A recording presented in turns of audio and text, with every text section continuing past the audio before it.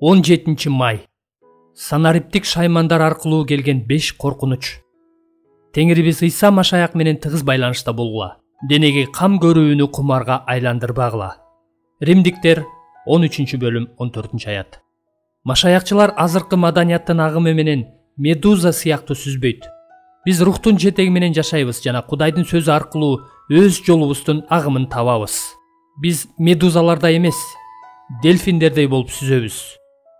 Ошол биз сүзгөн агымдагы күнүмдүк жашоодо төмөндөгү реалдуу 5 коркунуч камтылган. Биринчи, ашыкча кызыгуунун тузагы. Санариптик шаймандар аягы бүтпөгөн мүмкүнчүлүктөрдү сунуш кылат. Атүгүл негизги нерселерге кызыгуу аркылуу бир нече сааттарды жоготобуз. Ошондой эле аягы жок толтура колдонмолор бар. Аларга бир нече жума кетиребиз. Ошентип булар улам татаал жолдору менен адамдарды өзүнө тартышат. Мунун баары өтө алдамчы. Адамга күч жана эффективдүүлүк иллюзиясын берип туруп, күндүн акырында кандайдыр бир боштук жана тынчсыздануу сезимдерин жаратат. Чечим: мен мындай техникалык шаймандарга болгон убактымды чектеп, жашоомду иллюзияга эмес, чындыкка көбүрөөк арнайм. Экинчи, виртуалдык же башкача айтканда курулай дүйнө. Жөндөмдүү, чыгармачыл адамдардын чындык менен эч кандай байланышы жок, жөн гана виртуалдуу шаарларды, армияларды жана укмуштуу окуяларды жаратууга өмүрүнүн сааттарын жана күндөрүн арнаганы кандай гана өкүнүчтүү. Бул өмүр бизге бир эле жолу берилген. Ал үчүн чыныгы Кудай бизге бардык күчтү берген. Ал күч бизди же чындап бейишке, же чындап тозокко алып барат. Чечим: мен өзүмдүн убактымды, чыгармачыл энергиямды виртуалдык жашоого эмес, чыныгы жашоомо сарптайм. Үчүнчү, техникага болгон мамиле. Башка техникаларга салыштырмалуу компьютердин адамга көбүрөөк жакындыгы кооптуураак. Сиз аны менен оюн ойной аласыз. Ал сиз менен сүйлөшөт. Ал ар дайым сиздин айтканыңыздай болот. Бул жердеги чоң коркунуч мында.